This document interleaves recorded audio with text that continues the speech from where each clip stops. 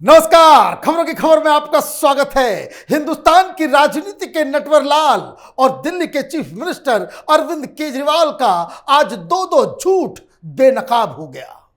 एक शराब घोटाले से जुड़ा हुआ और दूसरा शीश महल। अरविंद केजरीवाल की अय्यासी का वो जो सबूत, वो जो शीश महल खड़ा हुआ है, उसको लेकर एक मनीष सिसोदिया ने सीबीआई के सामने बहुत बड़ा कबूलनामा किया। कबूलनामा कोर्ट के अंदर और बेनकाब हुआ केजरीवाल का ये पैथोलॉजिकल लायर्स का ये गैंग जो इतने दिनों से प्रेस कॉन्फ्रेंस कर करके लोगों को गुमराह कर रहे थे, लेकिन वही हकीकत खुद मनीष सिसोदिया ने कबूल कर लिया। इसकी डिटेल मैं दूंगा। और दूसरा, शीश महल में जो जांच चल रही थी उसके अधिकारी राजशेखर को जो हटाया गया और जिस आधार पे हटाया गया, मालूम चल रहा वो पूरा का पूरा ही आधारहीन है। क्या कहा था केजरीवाल ने? केजरीवाल और उसके चट्टे बट्टे ने कहा था कि शीश महल के ऊपर जो जांच करने वाला अधिकारी स्पेशल सेक्रेटरी विजिलेंस राजशेखर, उसके खिलाफ कई सारे कंप्लेंट आए हैं। अब मालूम चल रहा है कि वो तमाम कंप्लेंट ही फेक है। यह फर्जीवाड़ा इसने किया, झूठे आरोप लगाए, झूठा कंप्लेन करवाया और अब जिसके नाम से कंप्लेन आया वही सामने आ गया और उसने कहा मैंने तो यह काम किया ही नहीं है। मतलब केजरीवाल झूठों का सरदार है। जिस तरह का फेकरी, जिस तरह का कुकर्म ये करता है, आपको याद होगा इसी शीश महल के जांच में जुटी टाइम्स नाउ की टीम की एक लड़की के साथ इसने क्या किया। और अब ये काम, ये हथकंडे ये अधिकारियों के ऊपर भी कर रहा है। लेकिन इन दोनों खबरों के डिटेल में आपको दूं, एक और विपत्ति केजरीवाल के सिर मंडरा रही है और वो ये कि सुप्रीम कोर्ट के फैसले के बाद ये आनन फानन तमाम इस तरह के अधिकारियों को बदलना चाह रहा है, जहां से इसकी पूरी पोल पट्टी खुलने वाली है। विजिलेंस के डिपार्टमेंट को हटा रहा, जो सर्विसेज का सेक्रेटरी है उसको हटा रहा, चीफ सेक्रेटरी को हटाने की गुजारिश कर रहा। लेकिन अब खबर यह आ रही है कि इस तरह के तमाम फाइलों के ऊपर एलजी ने दस्तखत नहीं किए हैं और यह मसला सुप्रीम कोर्ट पहुंच गया है कि एलजी साहब सुप्रीम कोर्ट के फैसले के बाद भी वो बाधा उत्पन्न कर रहे हैं। मतलब अरविंद केजरीवाल और सौरभ भारद्वाज जो मनमानी करना चाह रहे थे वो अभी भी मनमानी नहीं कर पा रहे हैं। मतलब कि अभी तो जांच चल रही है, 15 दिन के अंदर एनजीटी की भी रिपोर्ट शीश महल के ऊपर आएगी और जो एलजी ने तमाम चीफ सेक्रेटरी को शीश महल से जुड़े दस्तावेजों को इकट्ठा करने के लिए कहा है, उसके ऊपर भी सीबीआई को ये पूरा केस सौंपा जा सकता है।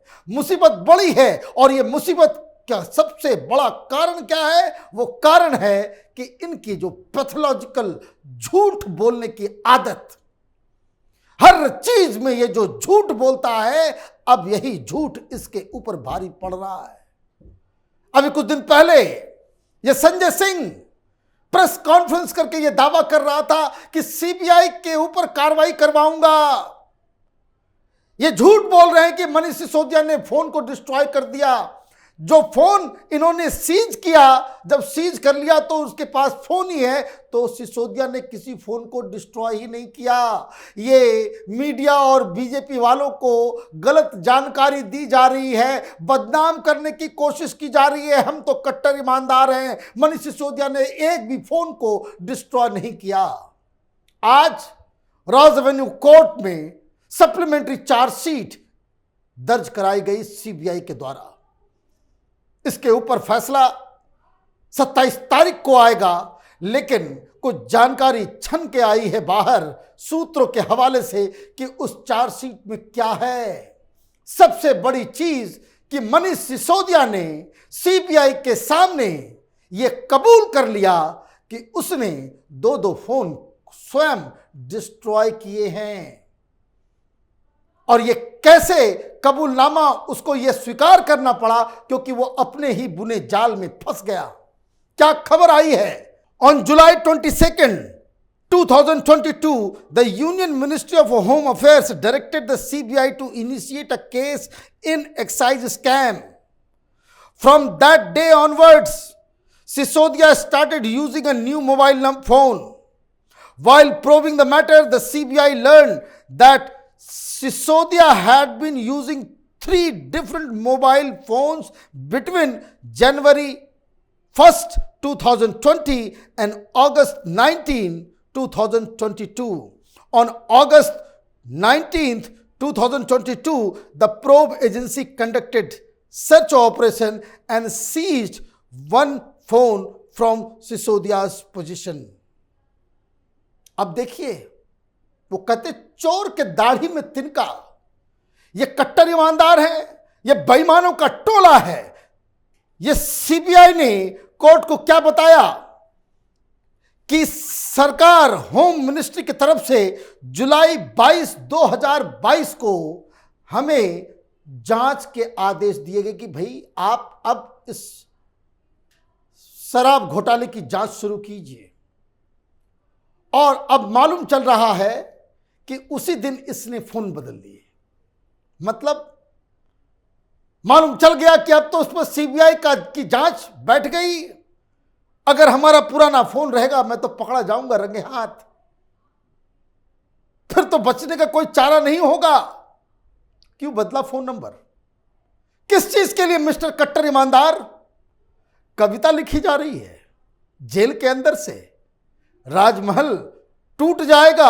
अरे भाई, राजमहल टूटेगा, लेकिन केजरीवाल का राजमहल टूटेगा, क्योंकि ये झूठ के आधार पे तुमने जो पब्लिक को बेवकूफ बनाना अपनी गंदी राजनीति का हिस्सा बनाया है, वो कभी न कभी ये पाप का घड़ा जरूर भरने वाला है।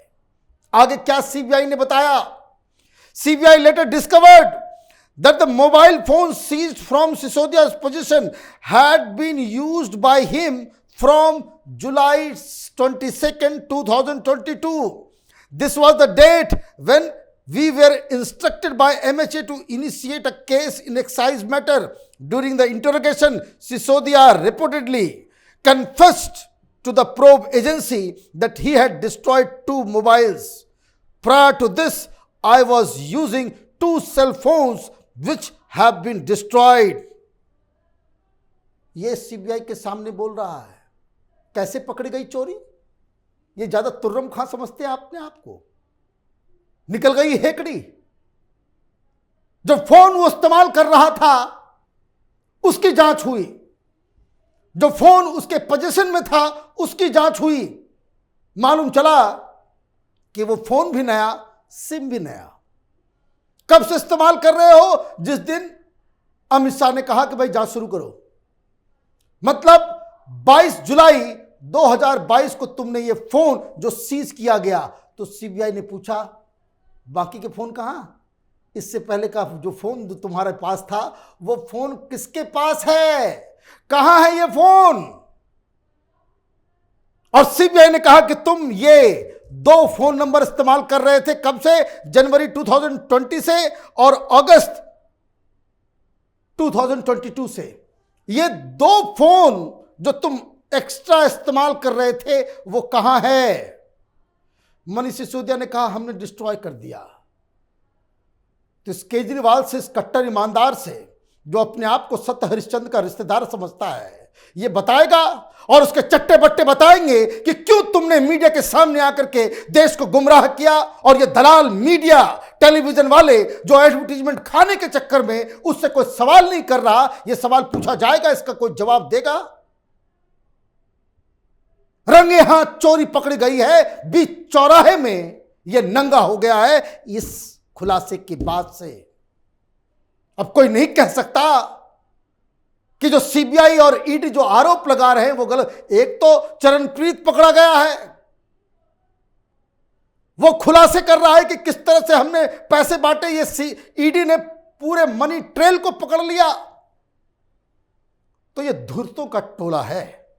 ये राजनीति नहीं, ये राजनीति में आकर के झूठ बोलना और लोगों को लूटने के धंधे में जुटे हुए हैं। अन्ना हजारे ने सही कहा था, राजनीति कीचड़ है, इसमें जो जाएगा वो दागदार हो जाएगा। लेकिन ये दागदार नहीं हुआ, ये खुद कीचड़ बन गया है। क्योंकि दूसरी झूठ भी सामने आई। ये शीश महल के चक्कर में ये सुप्रीम कोर्ट ने फैसला ऐसा दे दिया कि जिससे इसके पास अधिकारियों के ट्रांसफर और पोस्टिंग का अधिकार आ गया। बस ये पागल हो उठा। ये कहा कि सारे लोगों को मैं बदल डालूंगा।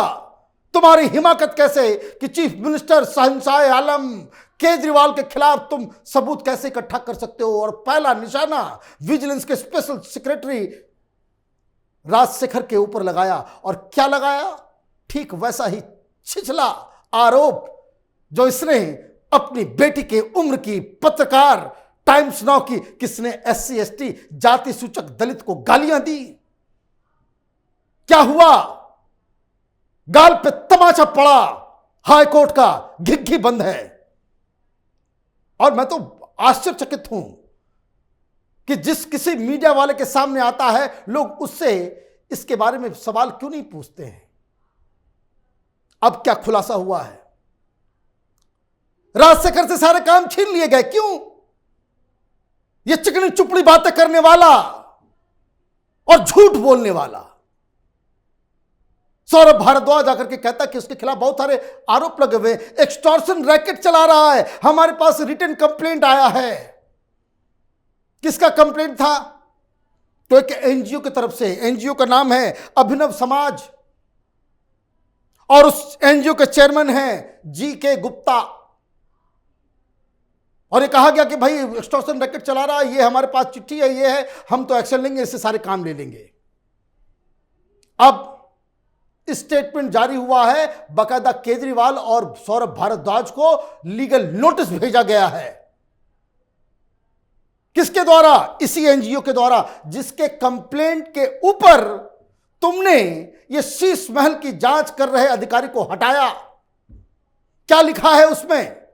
और ये केजरीवाल और सौरभ भारद्वाज के पास ये लीगल नोटिस के रूप में गया है।